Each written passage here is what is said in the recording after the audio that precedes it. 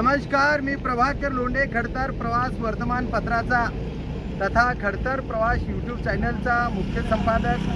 आज आपण धाराशिव शहरामध्ये कचरा डेपोच्या ठिकाणी आलेलो आहोत। या ठिकाणी कचरा डेपोला सकाळी 8 वाजता आग लागली। हे आग लावली आणि या डेपोच्या या आगीच्या पलीकडल्या बाजूला नानासाहेब पाटील यांचं शेत आहे। प्रशांत नानासाहेब पाटील यांचं शेत आहे।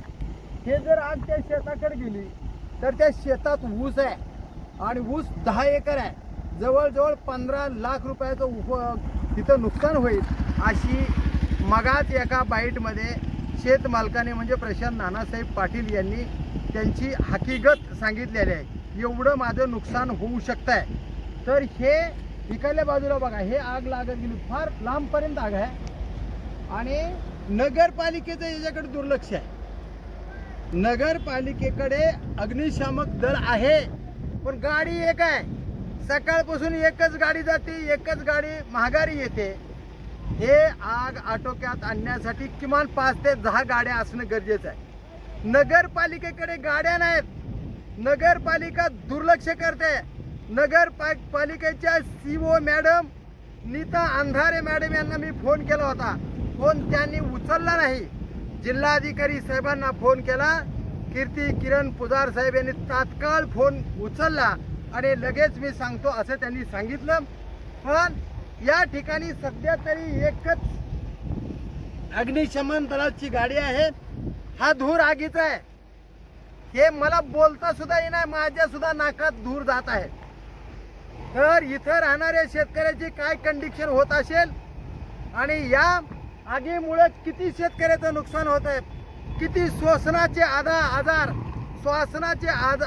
माणसाला जडत आहेत, कित्येक माणसं मरत आहेत। हा पट्टा गणेशनगर पर्यंत हे घाणीचं साम्राज्य, हे आगीचा धूर पूर्ण शहरामध्ये।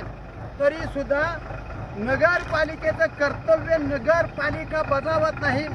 हे नगरपालिकेने तात्काळ हे आग आटोक्यात आणणं गरजेचं आहे। हे अग्निशामक ही गाडी एकच गाडी येते, या गाडीमध्ये थोडंसंच पाणी, पुन्हा हेच गाडी माघारी जाते, पुन्हा येते।